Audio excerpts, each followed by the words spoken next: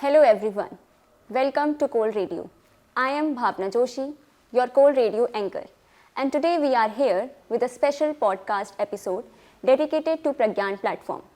आज हमारे साथ हैं कैंपस ऑफ ओपन लर्निंग और स्कूल ऑफ ओपन लर्निंग की डायरेक्टर प्रोफेसर पायल मागो मैम, जिनके मार्गदर्शन से स्कूल ऑफ ओपन लर्निंग ने ओपन और डिस्टेंस लर्निंग को एक नई दिशा दी.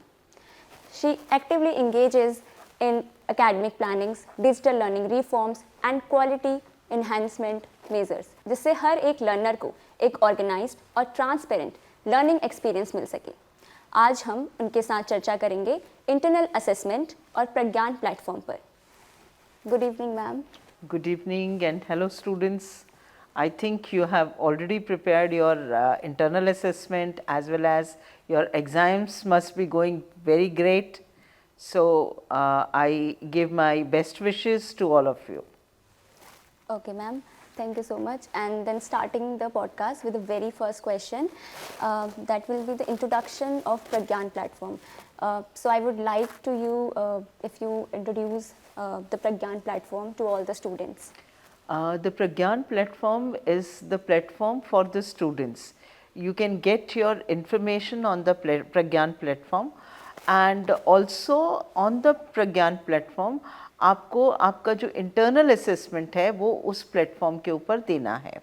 अभी हम सिर्फ इंटरनल असेसमेंट प्रज्ञान पोर्टल पे कर रहे हैं, पर आगे आने वाले दिनों में आपको अपना स्टडी मटेरियल, आपको अपनी पीयर लर्निंग, इस पे कुछ आपको वीडियोस जो आपके सब्जेक्ट से रिलेटेड हैं, अगर आपके और किसी तरह के क्वेश्चंस होंगे या अलुमनाई से आपको अपनी बात करनी है, अपने टीचर्स के लिए कुछ आपके जो डिफ़िकल्टीज़ हैं, क्वेश्चंस हैं, वो डालने हैं, तो ये सारे फीचर्स इस प्रज्ञान पोर्टल में इंटीग्रेट हो जाएंगे.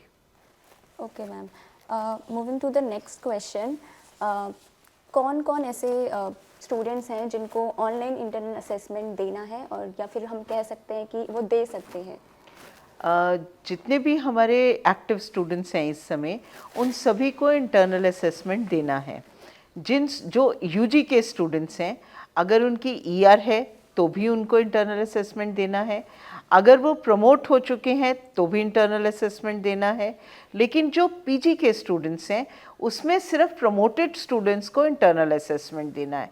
इसके अलावा जिनका फ्रेश एडमिशन हुआ है, जो फर्स्ट ईयर आइदर यूजी और पीजी में हैं, उन सब स्टूडेंट्स को भी इंटरनल असेसमेंट देना है. So ma'am, moving to the next question, पहले जो असेसमेंट होते थे वो एमसीक्यू बेस्ड होते थे, तो इस टाइम भी क्या सेम ही फॉर्मेट है या फिर चेंज हुआ है कुछ? अभी भी एमसीक्यू बेस्ड असेसमेंट ही है. पहले भी एमसीक्यू बेस्ड असेसमेंट ही था इंटरनल असेसमेंट, और अभी भी एमसीक्यू बेस्ड असेसमेंट ही है. तो मैम, क्या इसमें नेगेटिव मार्किंग का कॉन्सेप्ट है इस बार? नहीं, इसमें नेगेटिव मार्किंग नहीं होगी. आपका कुछ क्वेश्चन गलत हो गया तो उसका कोई नेगेटिव मार्क नहीं दिया जाएगा. ओके. एक और क्वेश्चन है कि स्टूडेंट्स अपने शेड्यूल को कैसे चेक करें? How they will get the information about their schedule? आपको जितना भी शेड्यूल है वो वेबसाइट पे अवेलेबल है. PG first semester, second semester और यूजी के जो ऑड सेमेस्टर्स हैं, फर्स्ट, थर्ड और फिफ्थ एंड सेवेंथ सेमेस्टर, इनका पूरा शेड्यूल हमारी वेबसाइट के ऊपर अवेलेबल है. मैं ये शेड्यूल थोड़ा सा आपको ब्रीफ भी कर देती हूँ. पीजी फर्स्ट सेमेस्टर जो है उसका 15 से 24 दिसंबर तक आईए शेड्यूल्ड है. आईए के साथ में अगर कोई एसईसी के पेपर्स भी हैं वो भी इसी समय शेड्यूल्ड हैं. यूजी फर्स्ट सेमेस्टर का 25 दिसंबर टू 1 जनवरी शेड्यूल्ड है. यूजी थर्ड सेमेस्टर का 20 टू 27 दिसंबर शेड्यूल्ड है. यूजी फिफ्थ सेमेस्टर का 15 से 22 दिसंबर तक शेड्यूल्ड है. और यूजी सेवेंथ सेमेस्टर का 25 दिसंबर टू 1 जनवरी तक शेड्यूल्ड है. इसके साथ में आपके स्किल एनहांसमेंट कोर्सेज भी हैं जिनमें 002 मतलब आपके केवल वो प्रैक्टिकल बेस्ड पेपर्स हैं, उनको भी आपको यहीं इसी प्रज्ञान पोर्टल के ऊपर जो मल्टीपल चॉइस क्वेश्चंस हैं उसके माध्यम से ही उस पेपर को देना पड़ेगा. और उसका जो रिज़ल्ट है वो आपको विजिबल नहीं होगा, लेकिन आपकी जो इंटरनल असेसमेंट का रिज़ल्ट है वो आपको विजिबल होगा. और इस शेड्यूल के अलावा अगर ये शेड्यूल में कोई चेंजेस आते हैं या कोई और फर्दर डेट्स आती हैं तो भी वो वेबसाइट के ऊपर आपको दिखेंगी। जैसा कि हमें पता है कि हम असेसमेंट अपना प्रज्ञान प्लेटफॉर्म पे देंगे, so are there any credentials that are required to log in on the Pragyan platform? जो पासवर्ड है जो 2025 में एनरोल हुए हैं स्टूडेंट्स, उनके लिए वो अपना बारकोड यूज़ कर सकते हैं। एडमिशन के टाइम पे उन्होंने कोई पासवर्ड बनाया होगा, उस पासवर्ड को यूज़ करके भी अपना लॉगिन कर सकते हैं। और इसके अलावा उनके पास जो कंट्रोल नंबर है, उस कंट्रोल नंबर को भी वो अपने पासवर्ड की तरह यूज़ कर सकते हैं। Okay ma'am, one more question in the series. अगर कोई बच्चा अपना लॉगिन क्रेडेंशियल्स भूल जाए या बारकोड भूल जाए, so is there any way to get back all those credentials? Yes, आप वेबसाइट पे जाइए, वेबसाइट पे लिंक है नो योर बारकोड। आप उस लिंक पे जाएंगे तो जो भी आपकी फॉर्मेलिटीज़ करने के बाद में आपको अपना बारकोड वहाँ से मिल जाएगा। जो 2025 से पहले एडमिशन जिन्होंने लिया है वो प्रज्ञान पोर्टल पे जाएंगे। अगर उनको अपना बारकोड दोबारा से लेना है, वो भूल चुके अपना बारकोड, तो वहाँ पर एक लिंक अवेलेबल होगा प्रज्ञान पोर्टल पे ही, नो योर बारकोड। उस लिंक से उनको अपना बारकोड मिल जाएगा। लेकिन जो स्टूडेंट्स अभी 2025 में उन्होंने एडमिशन लिया है, तो उनको जो अपना कंट्रोल नंबर है वो अपने पोर्टल के ऊपर जो एक लिंक अवेलेबल है उससे उनको अपना कंट्रोल नंबर मिल जाएगा। जिन स्टूडेंट्स ने 2025 में एडमिशन लिया है, जो उनका कंट्रोल नंबर है और वही उनका बारकोड भी है और वही उनका पासवर्ड भी है। अब ये आपको कैसे मिलेगा? अगर आपके पास अपनी फ़ी रिसीट है तो फ़ी रिसीट के ऊपर ये कंट्रोल नंबर आपको मिल जाएगा। अगर आपके पास अपना आईडी कार्ड है तो आपके आईडी कार्ड के ऊपर भी ये कंट्रोल नंबर आपको मिल जाएगा। अगर ये दोनों चीज़ें ही आप कहीं पे मिसप्लेस कर चुके हैं या आपके पास नहीं है, तो आप अपने एडमिशन पोर्टल पे जाइए और वहाँ पर जो लिंक होगा उससे आपको अपना कंट्रोल नंबर मिलेगा। और ये कंट्रोल नंबर और जो बारकोड है ये दोनों सेम ही हैं और यही आपका जो होगा ये पासवर्ड होगा। और लॉगिन जो आपको करना है, लॉगिन आपने जो ईमेल अपना यूज़ किया था 2025 में अपना एडमिशन करने के लिए, उस लॉगिन से आपको मिल जाएगा। इसके अलावा आपको अपना जो फ़ोन नंबर है वो भी आप यूज़ कर सकते हैं और SOL रोल नंबर है वो एज लॉगिन आप यूज़ कर सकते हैं। नेक्स्ट क्वेश्चन की तरफ मूव ऑन करते हैं। तो अब हम बात करेंगे डिवाइसेस की, कि किस तरीके के डिवाइसेस हैं जो असेसमेंट देते हुए टाइम स्टूडेंट्स यूज़ कर सकते हैं। क्या हम मोबाइल फ़ोन्स का भी यूज़ कर सकते हैं? रिकमेंडेड डिवाइसेस तो आपके लैपटॉप्स और डेस्कटॉप हैं जिस पे आप आराम से अपना IA कर सकते हैं। लेकिन अगर आपके पास डेस्कटॉप और इसकी अवेलेबिलिटी नहीं है लैपटॉप की, तो आप अपना टैब और फ़ोन भी यूज़ कर सकते हैं। बट रिकमेंडेड है कि आप अपना लैपटॉप और डेस्कटॉप यूज़ करें।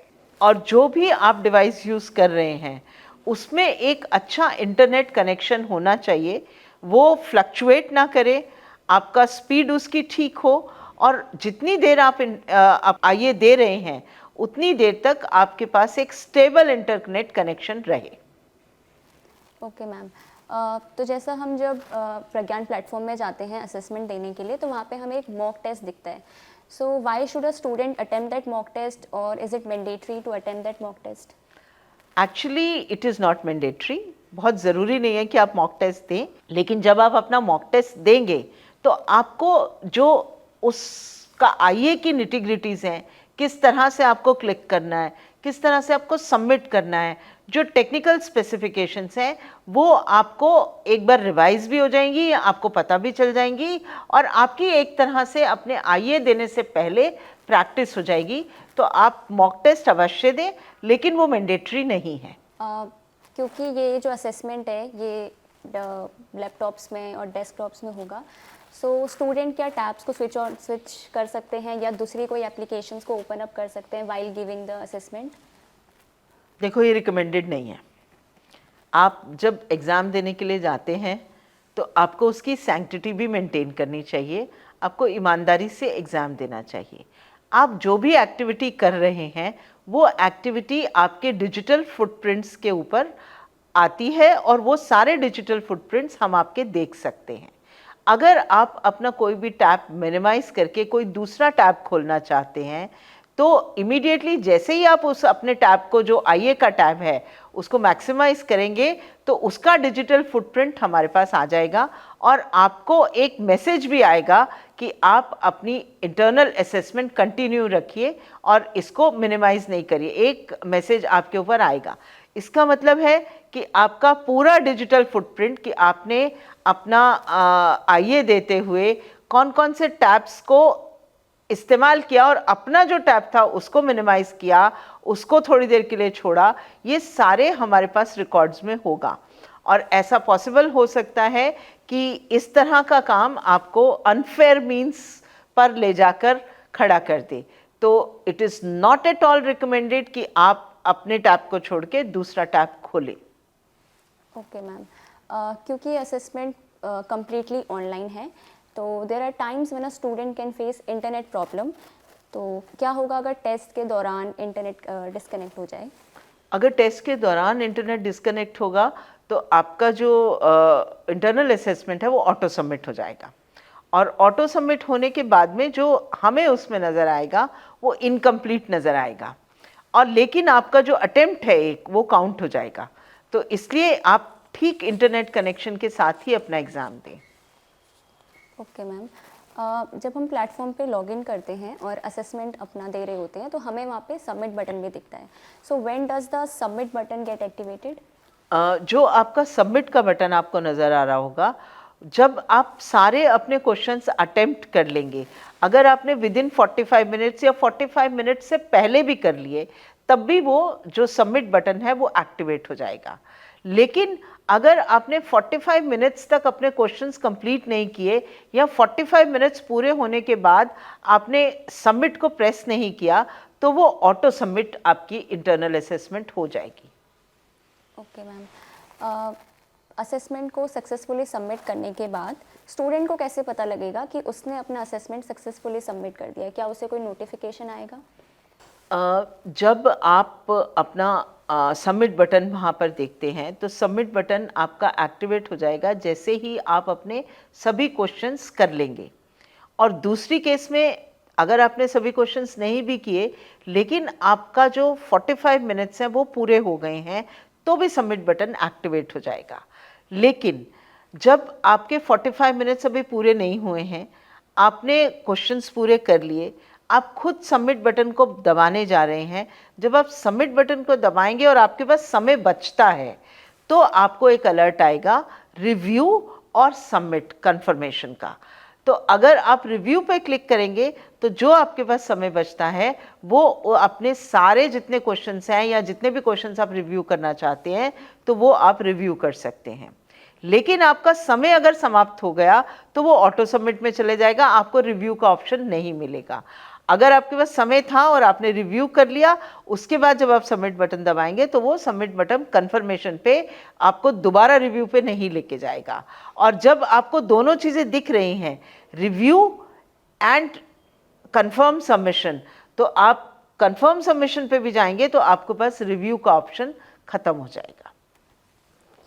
ओके मैम, आपने असेसमेंट को सक्सेसफुली सबमिट करने के बाद एक स्टूडेंट को उसके परफॉर्मेंस के बारे में कैसा पता चलेगा?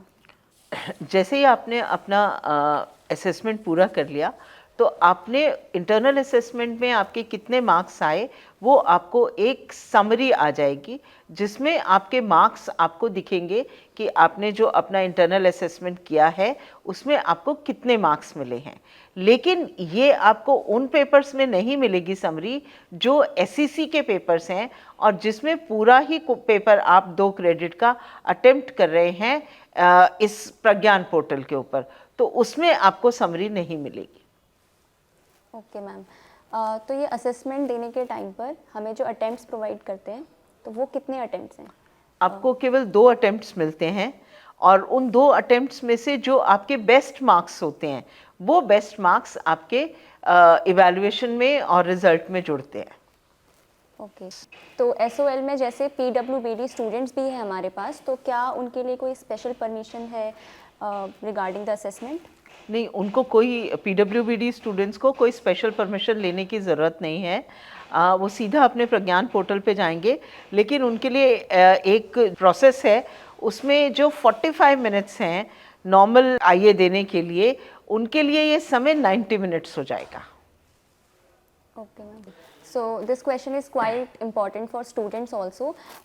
बहुत सारी ऐसी मिस्टेक्स हैं जो स्टूडेंट्स अक्सर कर देते हैं, so what are the common mistakes students should avoid? एक तो जो कॉमन मिस्टेक है, आप 45 मिनट्स में अपना कंप्लीट करके या उससे 2 मिनट पहले कंप्लीट करके रिव्यू करके उसको सबमिट करें। दूसरा है कि जो आपका इंटरनेट कनेक्शन है, you should be very sure कि इंटरनेट कनेक्शन आपका बिल्कुल ठीक हो और स्टेबल इंटरनेट कनेक्शन हो। और आप जो टैब स्विच करने की कोशिश करते हैं, जिस टैब पे आप इंटरनल असेसमेंट दे रहे हैं, उस टैब को मिनिमाइज़ करके या दूसरा टैब खोलने की कोशिश करते हैं, वो कोशिश ना करें, क्योंकि उसके डिजिटल फुटप्रिंट्स हमारे पास होते हैं। ओके मैम, एक अदर काइंड ऑफ प्रॉब्लम है जो स्टूडेंट्स अक्सर फेस करते हैं, कि कई बार ऐसा होता है कि उनका जो पेपर है या फिर हम असेसमेंट बोलें, वो पोर्टल पे शो ही नहीं हो रहा है, तो इस टाइम पर स्टूडेंट को क्या करना चाहिए? आप सबसे पहले तो ये चेक करें कि आपकी फ़ीस सबमिट हुई है कि नहीं हुई। अगर आपकी फ़ीस सबमिटेड है तो आपको पेपर्स दिखेंगे। अगर उसके बाद भी कोई ग्लिचेस आते हैं तो फिर या तो हमारी जो हेल्पलाइन हेल्प डेस्क है, जो SOL में आप फिज़िकली आके वहाँ पर अपना इशू रिजॉल्व कर सकते हैं। कोलग्राम है, आप उस कोलग्राम के ऊपर आप ये डाल सकते हैं अपनी क्वेरी जो भी है आपकी, कि भी मेरे साथ ये इशू आ रहा है, उसको हम प्रायोरिटी पे रिजॉल्व करेंगे। या जो हमारे हेल्पलाइन नंबर्स हैं, कॉल सेंटर के नंबर्स हैं, आप उस पर भी कॉल करके अपनी प्रॉब्लम रिजॉल्व करा सकते हैं। एक और इम्पॉर्टेंट चीज़ है कि आपको वेबसाइट के ऊपर आपको कितने समय दिया गया है, कोई स्पेसिफिक टाइम है जब आपको आईए अपना पूरा अटेम्प्ट करना है और उसको ख़त्म करना है। आपकी जो भी प्रॉब्लम है आपको with in that time frame उसको रिजॉल्व कराना पड़ेगा। अगर आपका वो टाइम फ्रेम चला गया, जैसे 15 से 24 फर्स्ट सेमेस्टर पीजी का इस समय ओपन है, अगर वो 24 दिसंबर का टाइम चला गया तो उसके बाद आपकी क्वेरी वो अनरिजॉल्व्ड प्रोसेस में चली जाएगी। आपको 15 से 24 के बीच में ही आपकी कोई भी प्रॉब्लम है तो उसको रिजॉल्व करना है। Okay, thank you so much ma'am for this in-depth discussion. In the last, I will only ask you to give any final advice to students. I have given so many advices already, so but I'll repeat that prepare well and attempt your internal assessment yourself. Do not try to take help from other things, maybe Google or any other platform or any other person, because that will not help you in gaining knowledge also, and your footprints and your other activities can be checked by our team, and you may fall in trap of unfair means. But my best wishes to you, and I understand that you are giving exams now and giving internal assessment also, so the time is slightly stressful for you, but with your courage, with dedication, definitely you can do well in your exams as well as in internal assessment. My best wishes to all the students once again. Thank you so much ma'am for your motivational words.